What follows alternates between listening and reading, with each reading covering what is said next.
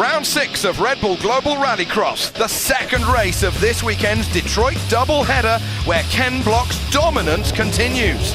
Following his third victory of 2015, the winningest driver in Red Bull Global Rallycross history is poised to make it 3 in a row. This treacherous Motor City track took its toll on competitors in round 5.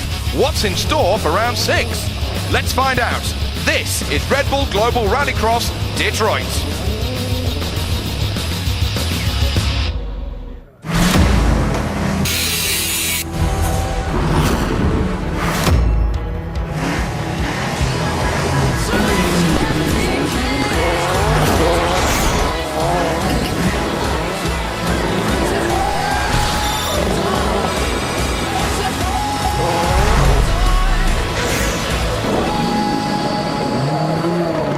So let's have a look at the championship points as we come up to round 6. Ken Block leading by 45 ahead of Austin Dine, who has been Mr. Consistency. Nelson Piquet Jr. lost his third position yesterday. Steve Arpin, Yoni Wieman and Scott Speed, who got on the podium yesterday. But Kristen caught up with Scott Speed by the time he got his crash helmet off. The second of our heats here at Detroit for day 2. We've got on the front row Steve Arpin with Scott Speed, Yoni Wieman, the reigning champion, and Brian Deegan.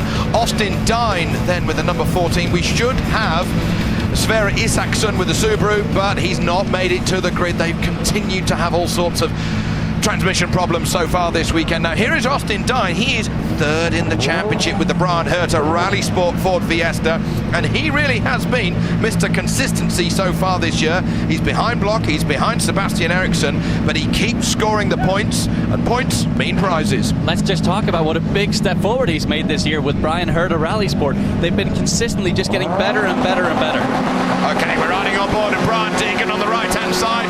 He's there. Oh, he's edging, he's edging, he's edging. He nearly jumped the start.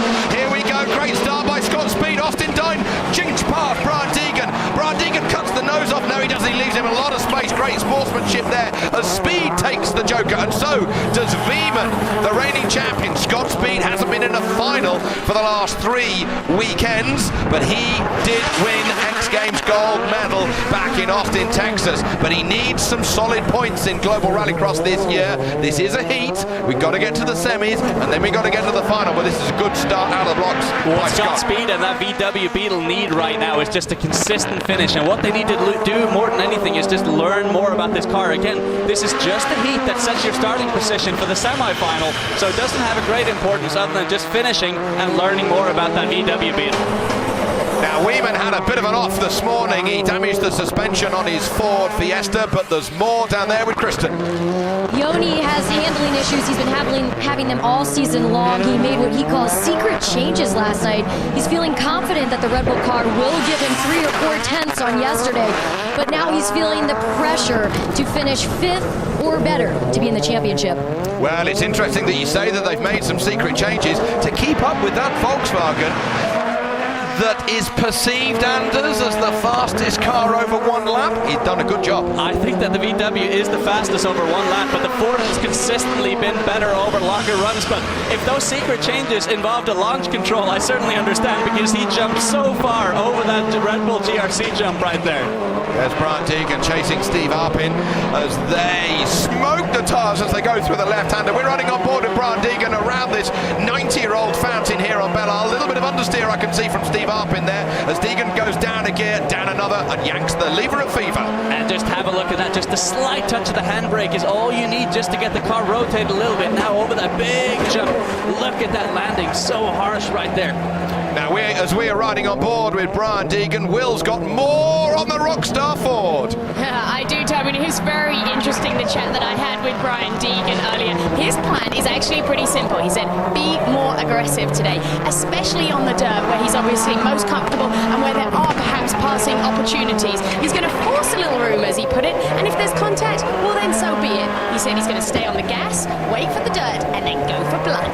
And he smashed his right mirror already. It was in 1,000 pieces, somehow still held in the frame. Speed goes over, Wieman goes over, and now Deegan goes over in third position. They're jumping a lot further today, aren't they, Anders? They really are, and I wonder if it's because they've worked on the compliance of those shocks just a little bit overnight to allow them to land a little bit harder. It certainly looks like they're able to take that jump at even greater speeds, and the lap times certainly dictate that. Certainly do, as they come towards our camera, towards turn one in this heat. The positions will then decide the positions for the semis, and then the semis will decide the starting positions for the final, and then the final, well, you get the points in the final. There's going to be 50 points for the winner, 45 for second, 40 for third position. Brian Deegan just holding it on the throttle there as Steve Arpin jumps around the Joker. He's going to go to third position, maybe even second, side by side with Joni Veman. Arpin is going to slot into third as he comes onto the dirt. Oh, and I thought that Arpin was going to try and dive it on the inside, and he is going to do the inside in the dirt section. Let's see if he can hold it now. No, he cannot into turn 9 and turn 10, but he will have another chance into turn 1 if he is close enough in that Ineos machine. Oh, Arpin, he went wide and he hit the wall. Oh, Steve Arpin, you were going like the wind, but you've broken your steering. There's no chance for you to complete another 0.7 mile lap around here. And after a great drive through those last corners, and as you were saying, Anders, a good run, but that was not to be. That is the wall of champions like they have at Montreal in the Formula One race, isn't it? That last corner can catch people out. Meanwhile, Speed, Weeman, Deegan and Dine are going to complete their last half a lap here in this heat. Yeah, but you just absolutely cannot allow yourself a mistake like that in a heat race. You need to finish to put yourself in a good position for the semi, as Scott Speed is doing. Okay, that is the checkered flag victory for Scott Speed, second for Joni Veman, and then third for Brian Deegan, and fourth for Austin Dine. Well, Arpin will see his competitors rush past him there and think, I should have been in there, as we ride on board with Scott Speed winning this heat. And what a sense of relief this has got to be for Scott Speed right now. Having won this heat race, he must feel like, yes, finally we're getting some wind back in our sails. So let's have a quick confirmation of the results. Speed from Veman, from Deegan, Austin Dine, Steve Arpin, just another lap, and he would have got some good positions there. Isaacson unable to start. And let's have a look. Oh, he clipped the inside of the wall that kicked him to the outside of the wall, and that is why Steve Arpin didn't finish here in Detroit in this heat.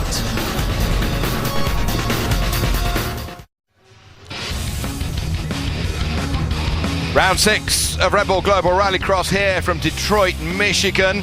That is the fountain that is in the middle of the race course that we've got here on Belle Isle. Normally it's used for the IndyCar course, but here we've got our GRC map. We've seen so much good racing so far, and it all starts with that long run down into turn 1. Penalty box on the left-hand side here, and then we're going to weave our way through to that James Scott Memorial Foundation. Beautiful, beautiful fountain right there. Now across that massive jump there, 210 foot in length. And then we have the Cobalt Tools Joker Lap on the inside there, that fountain, as we go over that jump into the gravel pit here. Turn 8, and then 2 final corners to end the lap here. A lot of great racing so far here on Belle Isle. It's certainly given us some fantastic racing. So there they are on the grids, and let's have a look at our royal purple grid. On the front row, Joni Veman, Patrick Sandell. Row 2, Austin Dine with Ken Block alongside him, and then Sverre Isaacson and Nelson Piquet Jr. So we've got Finns, we've got Swedes, we've got Americans, we've got Norwegians, we've got a Brazilian. Now there is Patrick Sandell leading the final yesterday, and then a prop shaft failure meant that he could only finish 9th by the time the flag came out. So it was Ken Block, who was in a very solid second place, who then retook the lead and led by the time the checkered flag came out. Ken Block, all installed with 650 horsepower underneath his right foot. He goes through the starting procedure. He's holding the handbrake, and then he's got the clutch in. He's raising the revs. He's just got into the biting point. Here we go. Wait for the green. Long time before the green light came on, but he's charging out of the first corner. It's going to be Sandell. Block's tucked in nicely. He could get a slipstream through there. Is he going to take the Joker lap? Yes, he is, with Sandell right from the word go. Yoni Weeman, though, with a great start as well. Hung around the outside there at turn 2, so he carried great momentum. He did not elect that Cobalt Tools Joker lap, but look at this. Ken Block now putting pressure on Patrick Sandell. Can he do anything into turn 8? Oh, Sandell driving very defensively. He might be too wide on the way out. This is a great start to only a semi-final. It's as if it's the final. Block just holding it on the brakes as he comes through the left-hand, and now he's accelerating hard. I remind you, these two have already taken the Cobalt Tools Joker lap. They should be about 6-7 seconds in the lead. Big moment in the background of the picture there for Austin Dine in third position. Did he hold it, as these two are now on the regular course for the remaining laps? And have a look at this now on board with Austin Dine here as he slings it into turn 3 here. He's got a little bit of ground to make up right now. He is about 8 seconds off the leader, and he needs to be within sort of 5.5 to 6 seconds to make that Cobalt Tools Joker lap work. Great driving from Austin Dine as he comes up to the jump for the second time. They seem to be jumping further today than yesterday. Nelson Piquet Jr. gives him a nudge, gives him a push. He goes through, but Dine is on the inside. The pair of them, metal to metal, and Piquet Jr. is going to have to take second on that one. Therefore, he's in fourth overall. And Piquet Jr. was trying to do the classic bump and run there to slide tackle into Austin Dine in that gravel sector. He is quick in the Dine right now, but he needs to make a clean pass. He cannot afford to make a big mistake here ahead of the final. There he is, into the Cobalt Tools Joker lap. How far up the grid is he going to slot? So there are the leading two going through, and there is Isaacson, who's going to lose his third position. So that now means that the three guys who will advance at the moment are Sandell, Block, and now Piquet Jr., guaranteeing themselves a place in the final and the chance for 50 juicy points. And that Cobalt Tools Joker lap there for Piquet Jr. was pivotal in his race, that he came out ahead of Sverre Isaacson, because next up is Austin Dine, who has yet to do the Cobalt Tools Joker lap, and he could potentially jump him if he was behind Isaacson. But he's got clean road in front of him, Anders. He's got a clean run. He cannot worry about anybody in front of him nor behind him. He can just race the track. That might give him a couple of lengths advantage to leapfrog ahead of Piquet Jr. as the stagger unravels. Yeah, and Austin Dine in that paint-splattered Ford Fiesta right there, now really on it as he's going to wind his way over that jump. Look at this quick downshift, then over that long GRC Red Bull jump, pulling the gears now hard on the brakes into turn 8. Great shot here. Down 3 gears it was for that tight left-hander over the dirt. There are your leaders. Sandell's wipers are going. Ken Block, a little bit of a loose mudguard in second place. No problems at all for the freshly rebuilt car of Piquet Jr. Then we've got Sverre Isaacson with the new Subaru for 2015. And now we come back to Austin Dine. Austin Dine already had a second position this year, and that was in the first of our Daytona doubleheaders earlier. And Austin Dine right now about to throw the dice. He's going to opt for that Cobalt Tools Joker lap on the very last lap, which means this lap has to be pure perfection for Austin Dine. Here he comes over the jump again, checks a little bit of speed, hits the rev limiter as he goes skyward. Meanwhile, back with our leading duo, it is the Swede, Patrick Sandell, who is about to see the white flag. One more lap to go for Sandell. Then we've got Ken Block. Here comes Austin Dine. He's in 5th position at the moment. He's going to go to... Oh, and Isaacson's got a problem. Isaacson's blown up. The whole weekend for Subaru just goes from bad to worse. So Austin Dine is in 4th position. Let's see what Austin Dine is going to do. He's got to take the Joker here. Here he goes into the left, around the fountain. Now let's, when he comes through this left-hander, see, there goes Piquet Jr. and it didn't work. Piquet did the better lappery. He did indeed, and he was so quick there after that, doing that Joker lap right there. Austin Dine just not quite on pace. You could see as he rolled it into that Joker lap, he didn't quite have enough speed.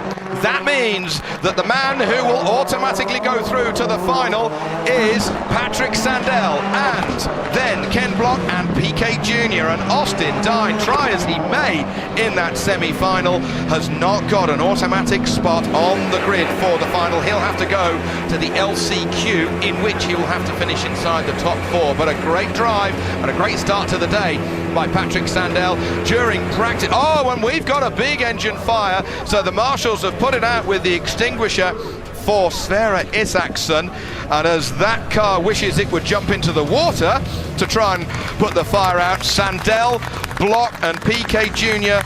just confirmation there that they have automatically advanced to the final. Dine inboard with the GoPro course preview, but as we look at our royal purple grid, we have got on it Scott Speed, Tanner Faust, the two VWs ahead of Sebastian Eriksson, Brian Deegan, Bucky Lasik and Steve Arpin. Lasik had some transmission problems earlier today, but those Volkswagen Beetles really locking out the front end of this grid. Now there is Brian Deegan, the number 38.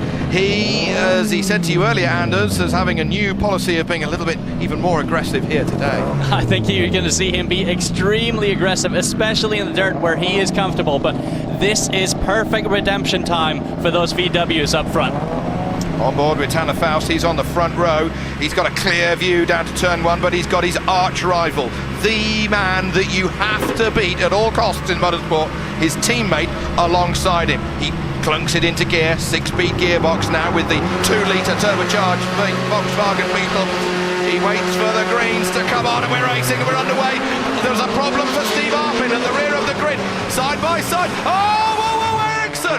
Eriksson thought he was going to bash the Beetles through and make a hole in the wall, but it's Scott Speed who takes the Cobalt Tools Joker lap for the first time, as does Eriksson, as does Deegan. But we have no idea. Did you see that little bit of black smoke that came out of Scott Speed's VW Beetle? We do not know what that is, but he is up to speed right now. Arpin is off the track, we hear. As we see here, Eriksson sliding it through that turn 8 there. He wants to catch up to Scott Speed, and he needs to. Top three have already taken the Joker lap. They will be some 6 seconds ahead of the rest of the field because the Joker is so much shorter than the regular track. That is the gap then back to the yellow car in 4th position, Tanner Faust, who has yet to take the Cobalt Tools Joker lap. So, I remind you, top three will automatically advance to the final at the finish line, but it's a 6-lap race that we're in, and we've already got 4.5 laps to go. And on board now with Brian Deegan in that Rockstar Ford Fiesta car. Very, very good pace for him so far in this semi-final. Over that massive jump. Wow, he jumps far there as he's now into the gravel pit and going to try and rotate that car to try and catch up to Sebastian Eriksson. And I think he is catching up with Sebastian Eriksson with the 2nd place Ford Fiesta. The matte black livery of Brian Deegan goes down a gear as he comes out of here in 3rd gear, going up to 4th, going up to 5th. Holding it in 5th gear, going down another 3 gears into that left-hand corner, just drifting it round perfectly on the balance. Brian Deegan is driving so well at the moment, so smooth. Just look at his hands, look at how smooth he is, and he is faster than Sebastian Eriksson right now, especially in this tight section right here. Look at this ride on his bumper right there as they get lined up to that massive Red Bull GRC jump. Someone opted for the Cobalt Tools Joker. Who is that? Bucky Lasik, who took the Joker on that lap, so he's slotting into 4th position, but the man who is doing some demon laps around here with clear road in front of him is Tanner Faust. He's only 3.8 seconds back of 1st position, but if he takes the Cobalt Tools Joker lap, he'll advance 6 seconds, and in theory, he should take the lead. Look at the yellow car at the back of your screen as the leaders rush through. That is Tanner Faust, winner of the first Daytona doubleheader earlier. I think Tanner needs to opt for that right now. There he is. He is going to go into the Cobalt Tools Joker lap. He should be within striking distance to take the lead right now. Let's see here as he exits. It's going to be close. No, he doesn't. So his teammate Scott Speed was doing some brilliant laps with clear road in front of him, and Tanner Faust has had to slot behind Scott Speed. So Volkswagen 1 and 2 at the moment with just 2 laps to go when they cross the line. And so far a pretty good weekend for these Volkswagens, but right now they've got to keep it clean. They cannot afford to crash into each other. They need to keep these Beetles alive to the finals. Absolutely. So as the bugs spray the rest of them behind with their dirts, will Faust risk it by passing his teammate and potentially putting the pair of them in the wall? Don't think so from my side of things. I do not think so. Michael Andretti up on the spotter stand is going to be telling his drivers to keep it clean right now with only 1.5 laps to go. So there is the Ford Fiesta of Joni Wiemann. Eriksson, apologies, his teammate Eriksson, who is in that 3rd position. Veman was in the previous semi-final, did not get inside the top 3. He's already into the LCQ, but Ericsson is in 3rd at the moment. White flag, 1 more lap to go around this 3/4 mile course. Those Volkswagen Beetles had a lot of development from Wolfsburg in Germany. Brand new engine, brand new car for this year. A lot of money put behind that Andretti RallyCross squad. Big money being put in, and from the very get-go this season at Fort Lauderdale, they have been the car to beat when it comes to ultimate pace, but they have struggled with the consistency and holding those cars together. But now, here we are, Belle Isle in Detroit, and these things are on fire. They are indeed. Speed takes a very defensive line into the left-hander. He'll be slow in, but who can be quick out? Will he risk it? Tanner Faust has got the better drive! Oh, yes! He comes through! This is great racing here at Detroit, and Tanner Faust takes the lead with 2 more corners to go, and he will have a better starting position on the grid for the final. Faust victorious ahead of Speed, ahead of Ericsson. I was wrong that Faust would lie down and settle for second. But it all started with Scott Speed when he chose a very strange line into that turn 8 corner. I am not quite sure why he did that, but that just enabled Tanner Faust to have a great run off that corner and grab that lead. Wow, what an unsuspected result here. You only need to lead at 1 point, and Tanner Faust led as the checkered flag was out. Ahead of Speed, ahead of Ericsson, they advance to the final. So if you're enjoying the fun of Red Bull Global Rallycross Supercars here, and he's made it to the grid for this LCQ. Austin Dine, Brian Deegan, Steve Arpin, Bucky Lasik, and Yoni Weeman, the reigning champion at the back of the grid. He's not having a good 2015, is he, by any stretch of the imagination? So Austin Dine, Deegan, Arpin, Lasik, and Veman. With the 5 cars on the grid for this LCQ, only 4 drivers will advance to the back of the final grid. There should be another car on the grid. That should be Sverre Isaksson, but his engine blew up earlier. On board with Austin Dine. Okay, getting it into first gear. Presses the electronic buttons, holding the handbrake. A little bit nervous as the lights come on for a 4-lap LCQ. Wait for the green, wait for the green. Look at him release the handbrake. Great start alongside him and Brian Deegan. Arpin didn't get going. In the meantime, it's Deegan and it is Dine. Who's going to take the joker? It's going to be Deegan and Lasik with the Ford and the Subaru who take the shortcut. Very impressive start there for Bucky Lasik and that Subaru there, that orange and black Subaru. Great stuff for them. They've clearly figured something out off the line. Okay, well, Arpin didn't get off the grid, then he did, and now the Ford has stopped, unfortunately. That's cruel luck after all of the work that the mechanics did just a moment ago to enable him to even get to the starting grid. And we noted that Chip Ganassi Racing Crew, one of the best in the business, having won multiple Indy 500s. They are among the best in the biz, so it's a shame for him he's not going to make it through to the finals today. Okay, well, the leading 2 have obviously taken the joker. Deegan and Lasik. Dine, Veman and Arpin are a lot further back.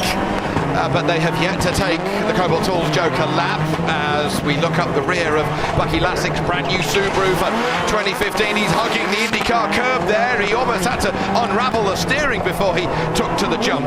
He did, but look at just how gracefully that car jumps over that thing, and it's in the twisty stuff right in here where we're going to see that car just be a little bit slower than the Ford that's in front of him right now. Just a little bit more lazy in the way that it rolls across the middle of the corner. But right now, Brian Deegan in that Ford is just trying to check out.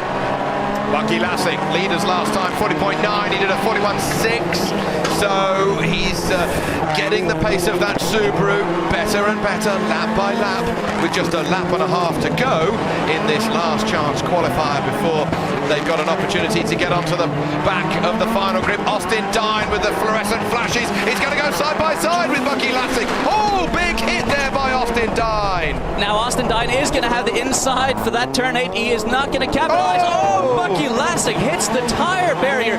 Did he sustain damage on the car? We can't quite see on this from this angle, but he could very well have some damage on that Subaru. I think he might just be bodywork damage or a headlight dislodged, but I think he just kissed it. Another coat of paint and it would have been a big hit. I rather fancy for Bucky Lasik as we ride on board with Austin Dine, the Ford Fiesta number 14. as he's trying to get away around Bucky Lasik. It's not going to happen around the fountain here. And then this hard part of the course. Joni Wiemann has taken the Joker. Look for him on the left. And there he comes with the white Fiesta. And he hoves into view. And he snatches third position away from Austin Dine. Few more corners to go. Joni Wiemann must have had an amazing lap because he was about 8 seconds back of them there. Oh, look at Bucky Lasik. Massive slide. He is going out. What's happening? It's going to be Dine in second place is what's happening. Deegan is going to win the race. He's away with it. And Dine goes from fourth to second as Lasik and Wiemann get caught up in themselves. A dramatic last couple of corners once more in Global Rallycross and once more here at Detroit. Oh, Austin Dine, what a run. He really is one of the uncut diamonds who is getting shinier and shinier by the minute. He has been building so much momentum through this season. He's got an average finishing position this year of 4.8, so he's just been getting stronger and stronger all year long. Now there is Steve Arpin being assisted by his teammate Patrick Sandell, who will be looking forward to a front row start in the final, in which Brian Deegan, Austin Dine, Joni Wiemann and Bucky Lasik will be slotting in at the rear of the grid for our 10-lap, 10-car final here for the second part of our Detroit doubleheader. Pole position, let's have a quick look at our royal purple grid. Sandell and Speed, then row 2, it's Ken Block, the championship leader, and then Tanner Faust. Sebastian Eriksson second in the title chase, and then Nelson Piquet Jr. Interesting to hear that he reckons he's going to win this one from the third row. On to row 4, Austin Dine with Brian Deegan, and then Bucky Lasik and Joni Wiemann at the rear of the field. They've not had a good weekend, but you never know what can happen. Now let's have a look at our championship leader, Ken Block, winner at Fort Lauderdale, New River, and then Detroit yesterday in front of Henry Ford III. He is leading the title chase by 45 points ahead of Eriksson. Tanner Faust is way down the order. He is in just inside the top 10 is Tanner Faust in the championship, so he's got a lot of work to do. Last time he won was Daytona. In the meantime, this is the second part of the Detroit doubleheader for Red Bull Global Rallycross. We're underway! Patrick Sandell on the right-hand side. Great start from Scott Speed, but it's Sandell who's got the inside line into turn 1. He's got his teammate following him through. Others bumping and pouring, and it means that Sandell goes into the wall! And that now means that it is Block who's got through. Faust has gone into the wall, and that just looked to me as if Scott Speed was going to go left, but he was trying to go left and he couldn't go, and the carnage then happened behind him. Yes, Godspeed was trying to get into that Joker lap right there, could not do so. Then he bumped Sandell. Sandell got into it with Faust, but look at this right now. Ken Block is out in front. Yellow flag's being waved as Ken Block. Red flag is now being waved because the cars are in a dangerous position, and the red flag has been waved. That's the official word that we've had up here in the booth. So the race will be stopped.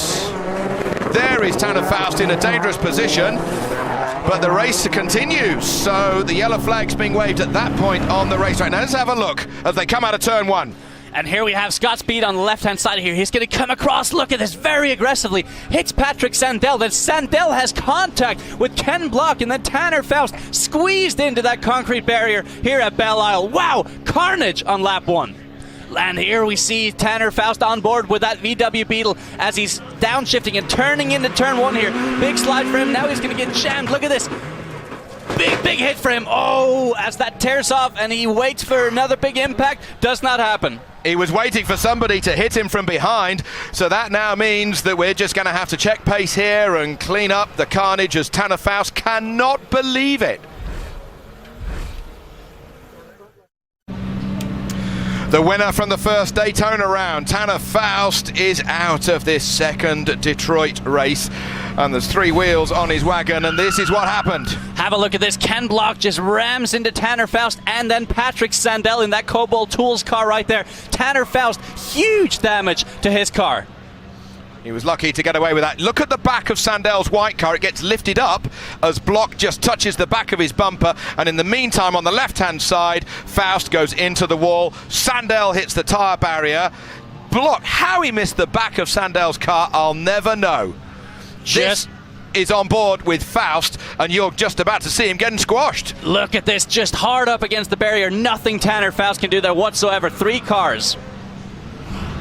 Now, we've just heard word that Ken Block, the championship leader in Red Bull Global Rallycross, has been penalised for aggressive driving, and he has been put to the back of the grid.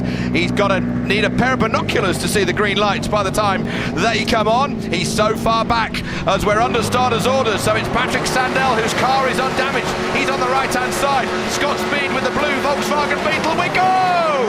In Detroit. Great start by Scott Speed.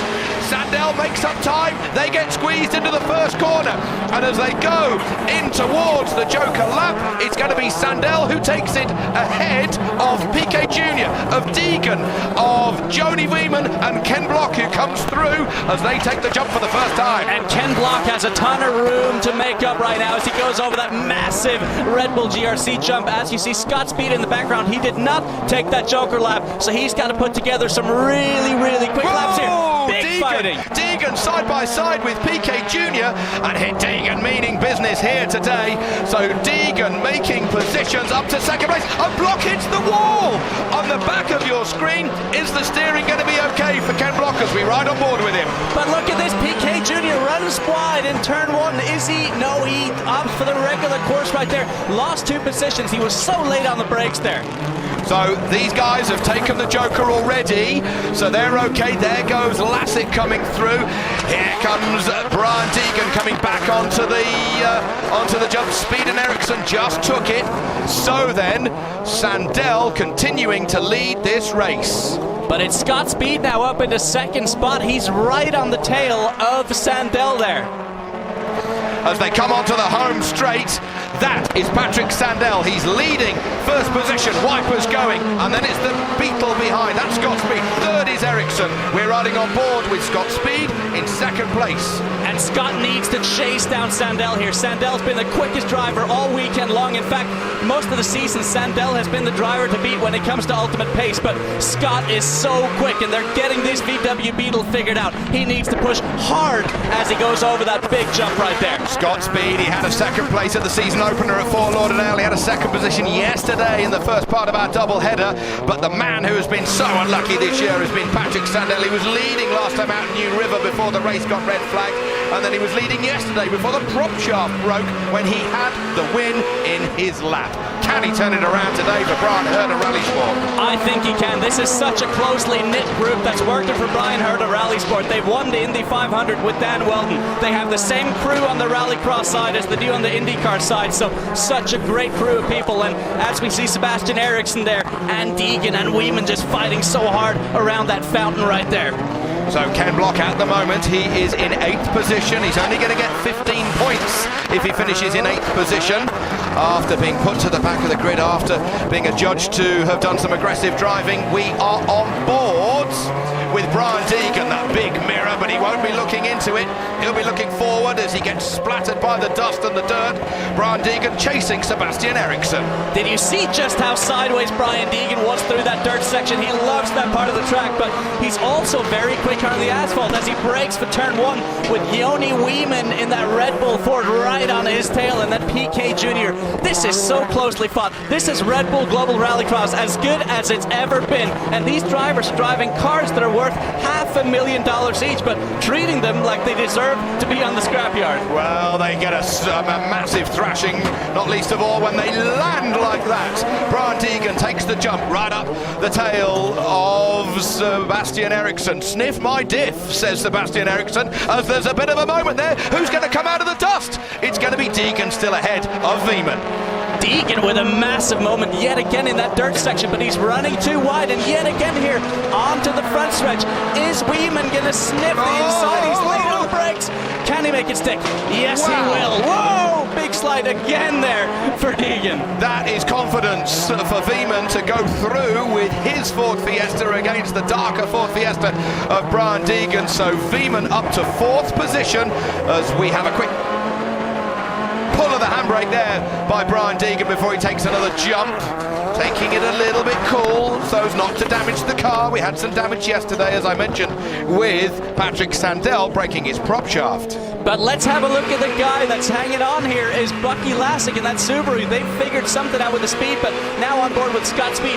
He has been losing a little bit by little bit each lap to Patrick Sandell, now up to 2.3 seconds, so he does not have a pace right now. Patrick Sandell needs to be picture perfect, not make a single mistake, and he'll have this win in the bag. But Scott Speed just pushing so hard right now. Look at that VW Beetle, just transferring that weight in the infield here. Turn 5 now, sharp hairpin, now on the gun. Okay, the new for 2015 motor had a few problems in some earlier rounds, but it's got a lot of power. The 2-litre turbocharged engine built in Germany, Wolfsburg, all the big Volkswagen Motorsport big hitters are here as PK Jr. is getting closer and closer to Brian Deegan, and he spins it! And Lasek has nowhere to go, and this could give an opportunity for Block to come through ahead of Bucky Lasek.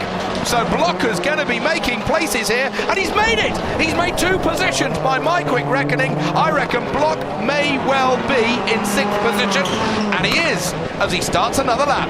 Big savior here for the points as we see Austin Dine in that color-splattered car trying to make a move on that Subaru of Bucky Lasek, but this could be huge points saved in the championship for Ken Block if he keeps just progressing one move at a time. Austin Dine here taking that joker. He's going to enter right behind Deegan. So that's Dine into 6th position. Dine through there, so Block has gone up 2 and now down 1 positions at the moment. 2 and a bit laps to go as we ride on board with Austin Dine. There's your leader, Sandell. There is Speed in the blue VW Beetle, and then we've got Sebastian Eriksson, who is 2nd in the title chase. Veman, Deegan, Dine coming through there. And Dine just carrying on that upward momentum he's been on with Brian Hurd of Rally Sport. He's got his teammate of Patrick Sandell in the first spot, so he's got a great teammate there to pull himself up through the field here, and he's clearly got a great turn of pace right now. As they come over the jump for the penultimate time, Austin Dine, he is 3rd in the title chase. He's had a 6th, a 2nd, a 6th, a 4th and a 6th. As there we have our leader, and he is so looking forward to seeing not this white flag that he's going to get here, but he's looking forward to seeing the white and black flag, the checkered flag, in about another 50 seconds time. Patrick Sandell, former junior world rally champion from Sweden. He's got new shock absorbers on his car this weekend, Penske shockers, and they have really turned the handling of this car around. Not that it was bad to start with. It's always been a really good car, but they've just dialed it in, and now the consistency is there as well. I remember watching Patrick Sandell at a rally in Norway about 10 years ago, and always having been so impressed with his awesome and extreme talent. And here he is sliding through that gravel trap one final time. Last year in Washington, D.C., Patrick Sandell won his first global RallyCross victory, and it's going to be Detroit. Win number 2 for Patrick Sandell. A worthy winner. The paddock applauds the Swede. 2nd for Scott Speed, and 3rd for Eriksson, 4th for Veman, and it's going to be 5th for Brian Deegan ahead of Dine, and the championship leader, Ken Block, crosses the line in 7th place, but today has been about Sandell.